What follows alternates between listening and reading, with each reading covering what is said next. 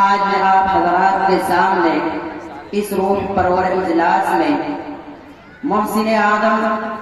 صلی اللہ علیہ وآلہ وسلم کے موضوع پر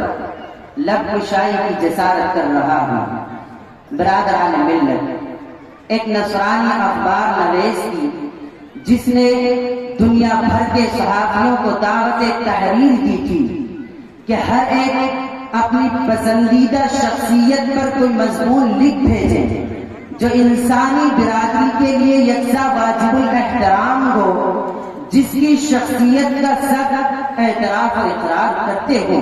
یہ تبصرہ اور رپورٹ ہے کہ میں نے لقمان کی دانائی پڑھی، ارسطو کی منطق اور فلسفہ پڑھا، ابو علی سینا کی حداقت اور طبابت پڑھی، رستم و سہراب کا جائزہ لیا، مشرق و مغرب کی ساری لیڈرشپ اور عرب و عجم کے تمام لیڈروں کا بغور جائزہ لیا، لیکن مجھے کوئی ان میں ایسا قائد جس کی شخصیت کا ہر پہلو بیدار اور محبوب ہو کوئی نظر نہیں آتا سوائے محمد عربی صلی اللہ علیہ وسلم کے۔ اس لیے کہ اگر کسی دوسرے میں کوئی خوبی نظر آتی ہے تو وہ وقتی ہے، علاقائی ہے، یا اس کی اپنے قوم تک تعلق رکھتی ہے اور محدود ہے۔ در حقیقت سرور کونین رحمت للعالمین صلی اللہ علیہ وسلم کی زندگی کا ہر پہلو، آپ کی سیرت کا ہر جز انقلاب، آخری پیغام اور آب حیات کا درجہ رکھتا ہے۔ آپ نے مٹی کے ذروں، پانی کے قطروں، من کے بادلوں، چڑھتی کھٹاؤں،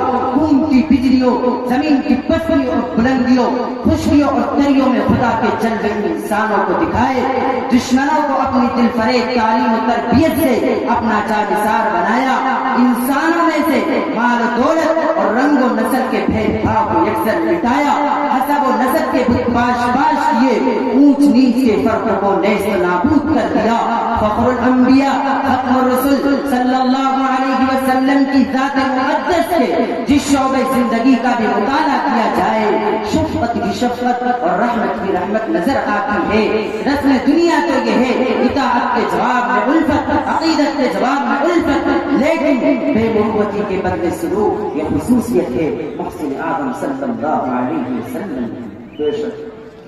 تاریخ عالم میں کوئی مثال اور نمونہ نہیں ملے گا کہ جس کو گالیاں دی گئی ہو اس نے تحفہ پیش کیا ہو، جس کو خاردار راستے پر چلایا گیا ہو اس کے عوض پھول نچھاور کیے ہو، جس نے پتھر برسائے ہو اس کو تحفہ پیش کیا ہو۔ اگر وہ مثال اور نمونہ ملے گا تو سرزمین حجاز کے باقی وہ عرض بطحا میں کشف کرتے سالار قوم حضرت محمد مصطفیٰ صلی اللہ علیہ وسلم کی ذات مقدس میں ملے گا۔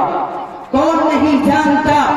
کہ فتح مکہ کے بعد صحن حرم میں دشمنان اسلام سرداران قریش جمع تھے، ان میں وہ بھی تھا سراج مبارک پر کانٹے بچھایا کرتا تھا، ان میں وہ ننگ انسانیت بھی تھا جس نے حضرت سمیہ رضی اللہ تعالیٰ عنہا کو شرمناک طریقے پر شہید کیا تھا، اور فخر موجودات علیہ السلام کے قلب مبارک کو دکھی کیا تھا۔ نبی رحمت نے فرمایا قریش کیا خیال ہے میں تمہارے ساتھ کیا سلوک کروں؟ قریش مزاج شناس تھے، ٹاڑ گئے، آواز رحمت کی بو آتی ہے، رحمت کا سہارا لے کر بولے خیر